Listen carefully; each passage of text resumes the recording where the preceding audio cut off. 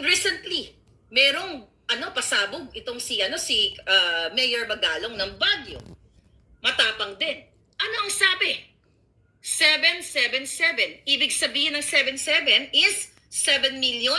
Kapag sumama ka sa korte ni Tambaluslos, bibigyan ka ng tatlong 7. 7 sa AX, 7 million sa tupad. Grabe. 7 sa AKA. 777, ha? 7 times 3 is 21. Sabi nga niya. 21 million. So, tuwing sasama ka sa sorte as congressman o kung sino ka man, mayor, whatever, whoever, bibigyan ka ng 7 times 3, 21 million. Ang explanation nga ni Mayor Magalong, kung 4 ka beses sasama, that's 21 times 4 is 84 million. Ganon po nila balahurain ang pera ninyo. Correct. Kaya yung mga kritiko like me, like you guys na vloggers, ang gusto nilang gawin ay ipagurgur kayo.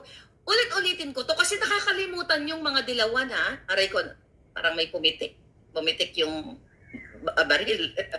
Anyway, mukhang gusto akong gurgurin, ha? Anyway, mali yung positioning ng ano ka. Okay, teka lang, dali. Kasasayaw muna ako. Alright, so ngayon, mga palaga, nakalimutan nyo ba? Paulit-ulit na lang ba na si Percy Lapid ang una-unang pumiyok na si Marcos at Araneta ay sangkot sa smuggling? Nahuli na nga ako eh. Ako na nga yung huling nag-expose nan. Kung meron ng unang nag-expose yan, ayan si Percy Lapid. Ulit-ulitin ko, bakit tahimik yan si Ontiveros? Ontiveros, ikaw ang tumulong sa pamilya ni Percy Lapid na magkaroon ng asylum visa. I'm telling you, 16 or 17 family ni the late Percy Lapid na nandito sa Amerika kasi natatakot sila na balikan sila ng gobyerno ni Bangag. Hindi si Bantag. I cannot just tell the Si Bantag yung pinagbintangan na pumatay. Source. Okay? Si Bantag yung pinagbintangan. Itong pamilya ni Percy Lapid na manirahan sa Pilipinas kasi according to my source, alam nila na gobyerno ni Marcos ang nagpagurgur sa kanila.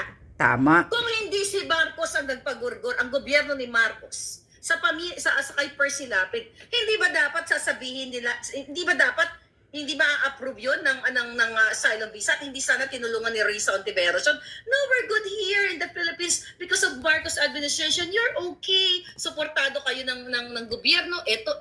Meron kayong bodyguard or ganitong mga programa. Wala. Kaya po nandito ang pamilya. Walang makapagsinungaling yan. Dahil yung source ko dyan, kamag-anak mismo ni Percy Lapid. O dami niyo naman pong kamag-anak. So hindi nyo yan madidetect kung sino. Ngayon, yan yun. Kasi the ultimate solution now ni Bangag,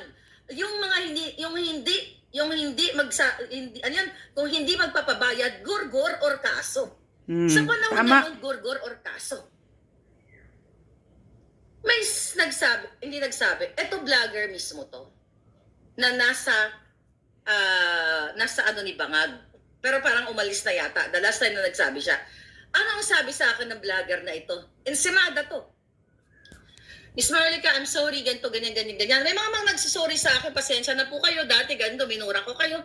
That's fine. Umalis. Yung una, hindi naman siya ganun ka talagang nag-against pa siya nung una. Tapos nalaman niya, actually alam niya to yung kakasuhan, yung mga vloggers, at yung resolution na nilabas ng Quad Committee.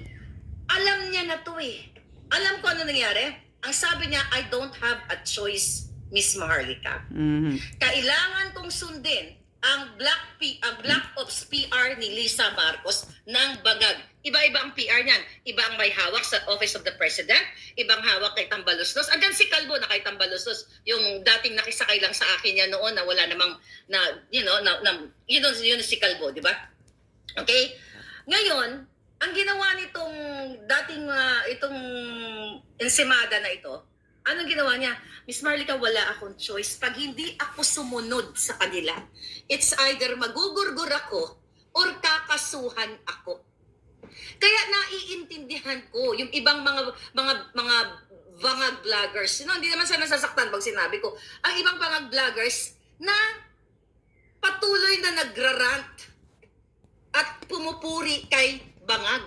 Anong kapuri-puri kay Bangag? Wala. Walang kapuri-puri dyan. Walang nagawa. Tangible infra projects. Correct. Alam nyo na yan, 5,500 counter. But again, ito yung ginagawa po nila. Pag hindi ka sumunod sa kanila, like vloggers, kakasuhan ka, umanda ka, gugurgurin ka. Kaya Yes. kayo mga vloggers, mag-ingat kayo. Tama. Then, kapag may negosyo ka, sisilipin ang taxes mo, bawat sentimo, sisilipin ang everything, bibigyan ka ng grants for whatever, pagbayarin ka, pagpe-penalty ka, or tatanggalin yung negosyo mo, or gagawa sila ng paraan para makuha yung business mo. Kaya nga. Yan ang katotohanan, mga kababayan.